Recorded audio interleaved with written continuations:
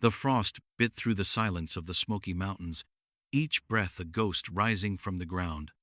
In the shadow of a dying village, where the tall pines wept and the wind howled like the spirits of wronged ancestors, a girl sat alone barefoot, hollow-eyed, and draped in the tattered remains of what once was a ceremonial dress. Her name was Ayita. She was only 16, but her face had already forgotten how to smile. Once the daughter of a respected healer, Ayita had been loved, cherished even. But when her mother succumbed to fever and whispers began about cursed blood, about bad omens, those who had once called her sister turned their backs. The council of elders, fearing further misfortune, cast her out. "Let the forest claim her," one had said, and the forest almost did. For 3 nights and 4 days, Ayita hadn't eaten more than a fistful of roots. Her fingers were raw from digging beneath snow for frozen berries. The cuts on her feet festered from where the rocks had bitten. Yet, in her eyes, there still flickered a stubborn ember fire that would not go out, not yet. Then came the sound of hooves. Through the trees came a man, his coat thick with dust, his horse gaunt but steady. He was a trader, passing through the forgotten trails with furs slung across his back and the scent of tobacco on his breath. His name was Silas, a man of no tribe and many secrets. He would have passed her by, as many had done before, but something made him stop. Maybe it was the way she didn't flinch. Maybe it was the fire in her eyes, or maybe it was fate, dressed in rags. He dismounted without a word and knelt beside her. "Are you alone?" he asked. Ayita didn't speak. Her lips were cracked, her voice buried too deep. Instead, she looked up at him not with fear, but defiance. That look, it struck something in Silas. A memory, maybe. A promise long forgotten. He wrapped a blanket around her shoulders. She didn't cry. She didn't thank him. But when he turned to leave, she stood up and followed. The fire hadn't died after all. It had just been waiting. The snow deepened as they walked, one limping and one leading. Silas didn't speak much, not out of coldness, but calculation. He had traded in everything from pelts to pistols, and trust wasn't a commodity he gave freely. Yet here he was, dragging a Cherokee girl through a frozen trail, sharing his fire, his food, and perhaps something he didn't realize, he still had hope. Ayita, for her part, didn't ask where they were going. She only knew she could no longer stay where she was. Her silence was no longer fear, it was armor. She studied Silas from behind her tangled hair. He moved like a man used to, watching his back. His eyes were always scanning, his hand never far from the knife tucked beneath his coat. He was no hero, but maybe that's what made him safe. That night, they camped beneath an overhang of stone, the wind howling just beyond reach. Silas handed her a piece of dried meat and waited for her to eat. She did slowly, carefully, as though every bite might be taken away.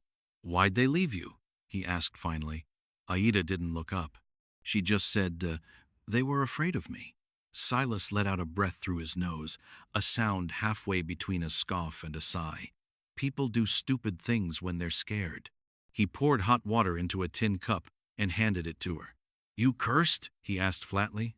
Ayita met his gaze for the first time since they'd met. "No," she said. "But I think I scare them more than a curse ever could." Silas tilted his head, trying to decipher the riddle in her words.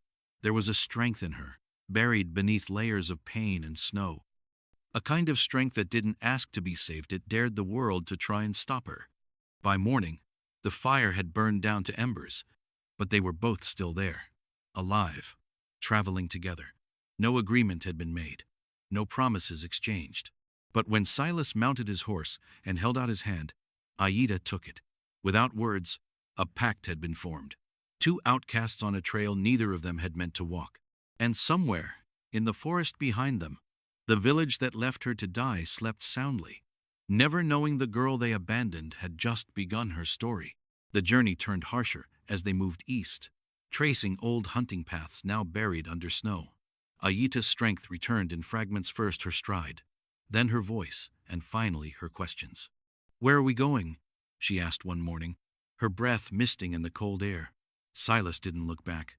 "Away," he said. It was all he offered, but it was enough. She didn't want to return. There was nothing to return to. Still, the silence between them was not empty. It was a thread. As they walked through ancient trees, their trunks blackened by time, Ayita began to feel them again. The land, the spirits, the voices. Not loud, not clear, but there, like wind through bone. That evening, they reached a grove ringed with trees older than memory. Ayita paused.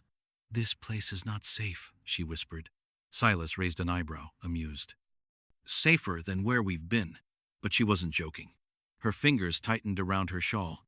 "This is a mourning ground, where the cries of the dead still linger." Silas's hand went to his knife. "Ghost stories?" he said. "No," Ayita replied, her eyes scanning the darkening woods. "Warnings." They camped anyway. The fire crackled but gave no warmth.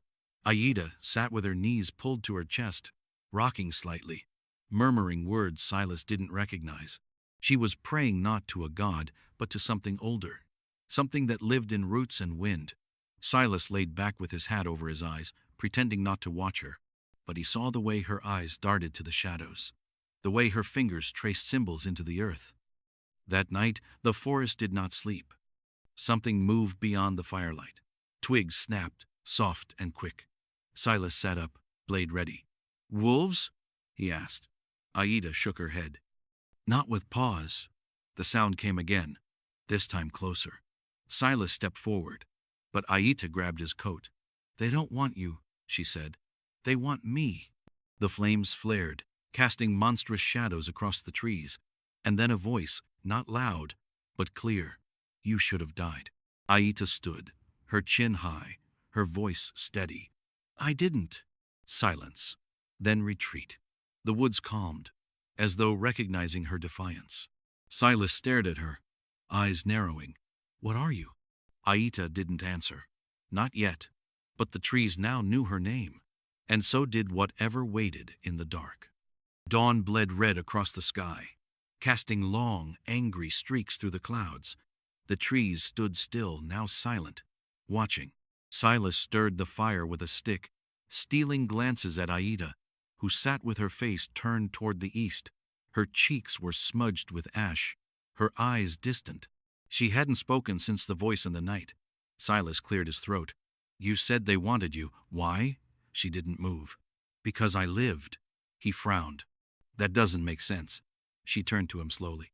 "Not to you, but to them. Survival is a crime if you were meant to die."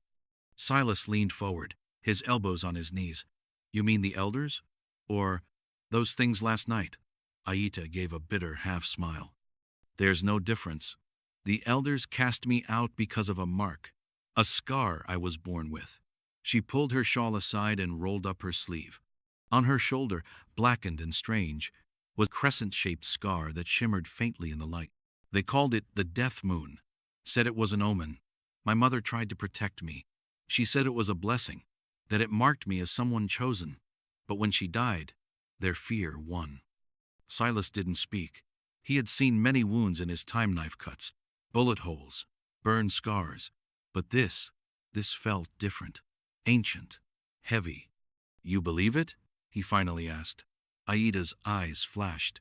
"I believe it brought death, and now I believe it brings strength." She stood, the wind catching her hair like a banner. "You saw what happened last night. I didn't run. I didn't hide. And they left." Silas nodded slowly. "So, what now? You planning to go back and show them you're not afraid?" Ayita shook her head.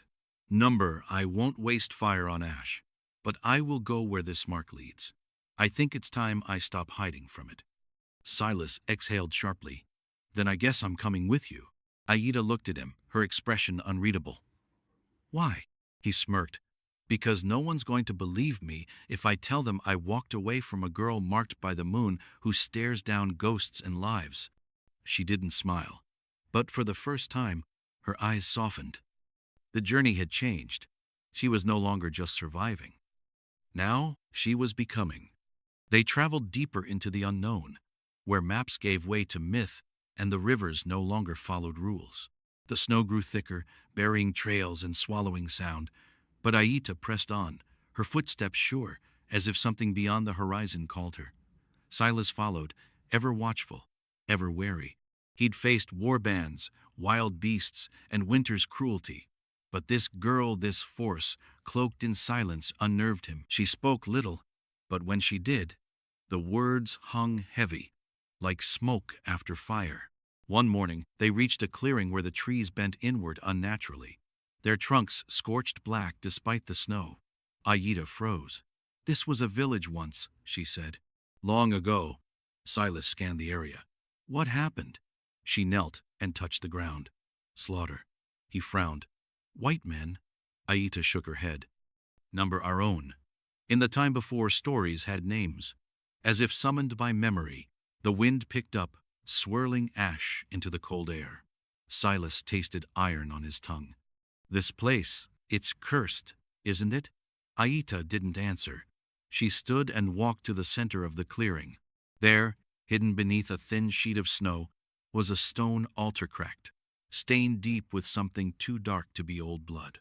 "They sacrificed the marked ones here," she whispered, "to keep the dark away, to pay a price they didn't understand." Silas tightened his grip on his coat. "You think they wanted to sacrifice you too?"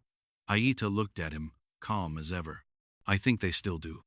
Before he could speak, a noise shattered the stillness, a sharp guttural cry from the tree line. Silas spun, drawing his knife, but Ayita didn't flinch. A figure emerged from the forest lean, painted, wild-eyed. Not white, not Cherokee, but something older, something forgotten. He bore the same crescent scar on his chest.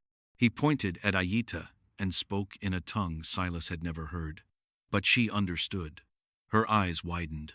"He says I'm the last." The man approached, slowly, reverently, and knelt before her. "He's one of them," she murmured. "The ones who fled the sacrifice. The ones who remember." Silas looked between them. "Is that a good thing?" Ayita's voice trembled with something new destiny.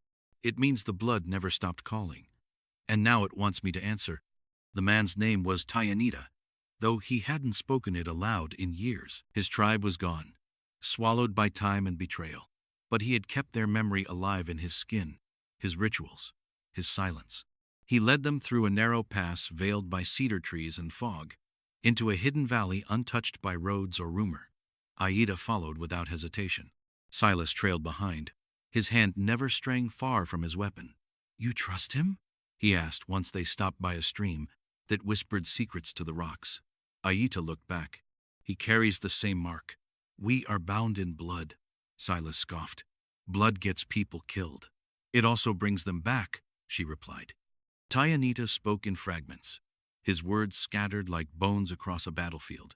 But Ayita understood him not with her ears, but her soul. He told her of the ancient ones, of the pact their ancestors had made with the spirits of the mountain, how they offered up the marked children to hold back the dark, to keep balance. But when greed poisoned the hearts of men, the sacrifice became ritual, the ritual became curse, and the curse was never lifted. "You are the last moonborn," he told her, placing a hand over the mark on her shoulder. "The final key." Ayita didn't flinch. She let the truth settle into her bones like fire sinking into wood. "What do I have to do?" she asked. Ayita looked to the mountains. "You must walk into the place where the sky weeps flame and the earth remembers every death. Only there can the blood debt be paid." Silas stood back, arms crossed. "That doesn't sound like a friendly stroll." Ayita didn't smile. "It's not meant to be." That night, they sat around a fire in a ring of standing stones older than language. Ayita drew symbols into the dirt, her fingers guided by something ancient. Ayita chanted, his voice a low hum against the crackle of flames.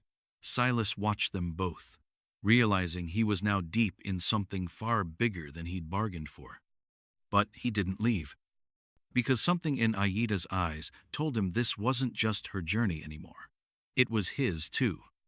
And as the wind shifted and the fire hissed, he knew whether they found salvation or doom, they would find it together. 3 days through frozen ravines and cliffside trails brought them to the edge of the world, or so it seemed. Before them rose a jagged mountain wreathed in red mist, its peak lost to the clouds. its slopes scorched and scarred as if lightning had once made a home there. Ayita dropped to his knees and pressed his forehead to the earth. "This is the place," he murmured, "where the old ones sleep, where the blood debt cries loudest." Ayita stared upward, the wind tugging at her braids. The mark on her shoulder burned not with pain, but with urgency, like a voice beneath her skin whispering, "Now." Silas stepped beside her, eyes narrowed. "We climb that?" She nodded. "We have to." The path twisted like a serpent, each turn more treacherous than the last. Black stones crumbled underfoot. Ash drifted in the air. Ayita walked ahead, never faltering, as if some invisible thread pulled her forward. Ayita followed, humming a tune that echoed strangely off the cliffs, while Silas kept to the rear, ever scanning, ever ready. Midway up the mountain, they reached a ledge where ancient carvings marked the stone circles, crescents, and weeping eyes. Ayita touched one, and the stone beneath her palm pulsed warm. "This was a gate once," she whispered. "A place of offering." Ayita nodded solemnly. "And of judgment." The wind shifted. A shriek rose from the depths below, not of beast or man, but something older, something hollow. Silas drew his weapon, heart thudding. "What was that?" Ayita closed her eyes. "They know we're here." From the clouds above, red lightning cracked the sky. The air thickened, charged with memory and wrath. Ayita turned to Ayita. "What happens if I fail?" He looked at her, eyes filled with sorrow. "Then all that remains burns with you." They pressed on. As night fell, they reached a plateau flat, bare, and marked with a single stone altar, just like the one in the clearing. Ayita stepped forward. The mark on her shoulder flared bright. She fell to her knees, gripping the earth, gasping. "They want something," she whispered. "Not just blood.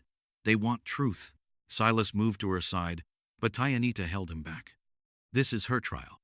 She must enter alone." Ayita stood slowly, the wind howling around her. "I'm ready," she said. And then the altar opened.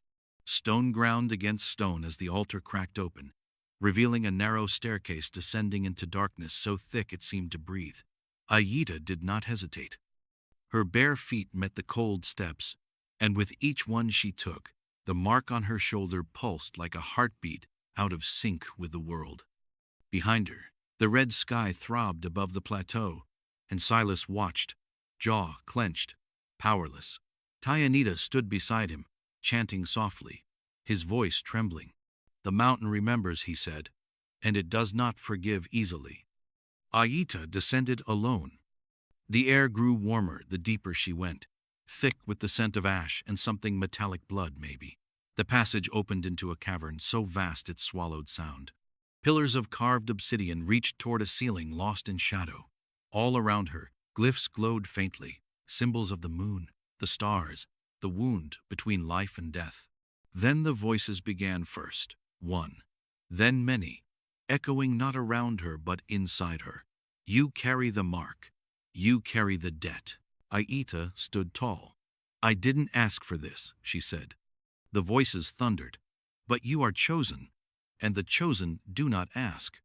A shape emerged from the dark. It had no face, only the impression of onion outline drawn in smoke and memory. It hovered above the ground, its edges shifting like fire. "You are the last," it said. "The final tether to a pact broken by fear and fire." Ayita nodded, unflinching. "Then I will unbreak it." The ground trembled. The cavern began to twist, walls moving like breath, the stone alive. The spirits circled her. "You must give something more than blood, more than pain." Ayita swallowed hard. "What then?" The spirit's voice dropped to a whisper that filled the world. "Truth. You must give your truth, no matter how it shatters you." Ayita closed her eyes, and she spoke. She spoke of abandonment, of betrayal, of the hunger and the cold, of the voices that said she was cursed, of the dreams that told her she was more. She poured her soul into the stone beneath her feet, and when her voice cracked, the cavern glowed. Above the mountain, the sky split open not with fire, but with light. Silas shielded his eyes. "What's happening?" he cried. Tayanita wept. She's being seen. And far below, Ayita knelt in light that burned nothing but lies. The light rose like a tide, washing over Ayita in waves of heat and memory. It seared nothing, yet it revealed everything: her pain, her silence, her uncried tears, her unanswered questions. She knelt beneath it, eyes closed, heart wide open. The spirit hovered before her, less a being now than a mirror of all that had been lost. You have spoken your truth, it said. But truth alone does not end the curse. Ayita's voice was steady. Then what more do you need? The spirit flickered. What was taken must be given. The mark on her shoulder ignited no longer a symbol of shame, but a key. Images flooded her mind. Her mother's face before the fever took her. The elders turning away. The empty nights by the river. The voice of her own heart screaming in silence. They stole everything, she whispered. My family, my place, my name. The spirit drifted closer. Then give them something they cannot steal. Ayita stood. My will, she said. My fire, my choice. The cavern shuddered in approval. A circle of flame erupted around her, not burning, but glowing with stories. Stories of all the moon-marked children who came before her. Stories cut short, forgotten. She reached into the light and pulled from it a single thread of fire, weaving it into her own hair. They will not be forgotten, she swore. High above on the plateau, Silas and Tayanita felt the tremor in the earth stop. The red mist over the mountain began to fade, replaced by golden light. She's alive, Silas said, voice thick. Tayanita nodded. And the curse? It's ending.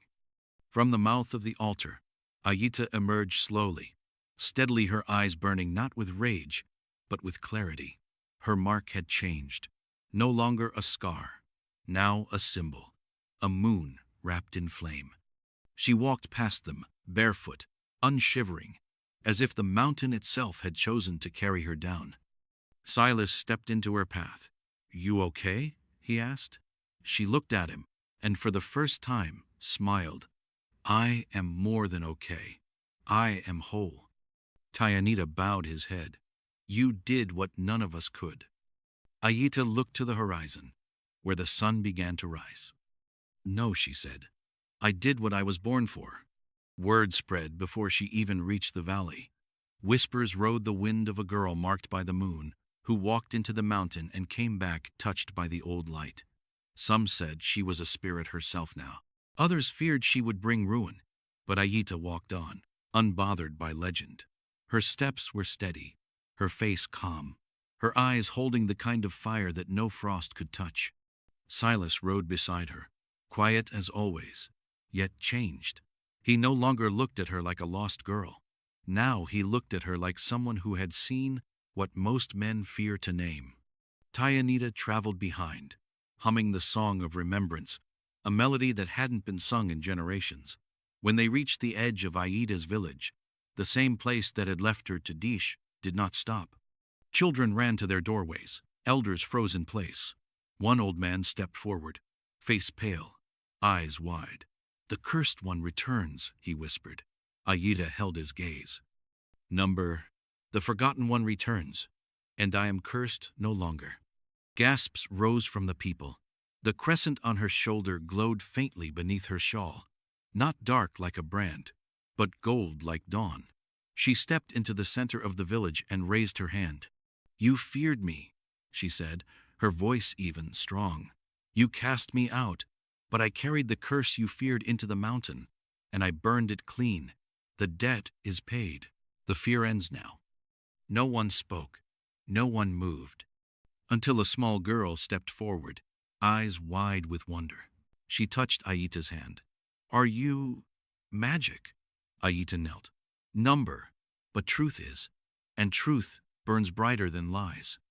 Silas watched from the edge, arms folded. Tayanita stood beside him, smiling faintly. She's not just free, he said. She's the beginning. Ayita turned to leave, not because she was cast out, but because she was done waiting for others to see her worth. She would carry the fire elsewhere, no, to other forgotten places, to other children with marks and silence and stories that never found a voice. And behind her, for the first time in a long, long while, the village lit its fires, not in fear but in memory. The girl who was left to die had returned with fire, and she was never going to be forgotten again.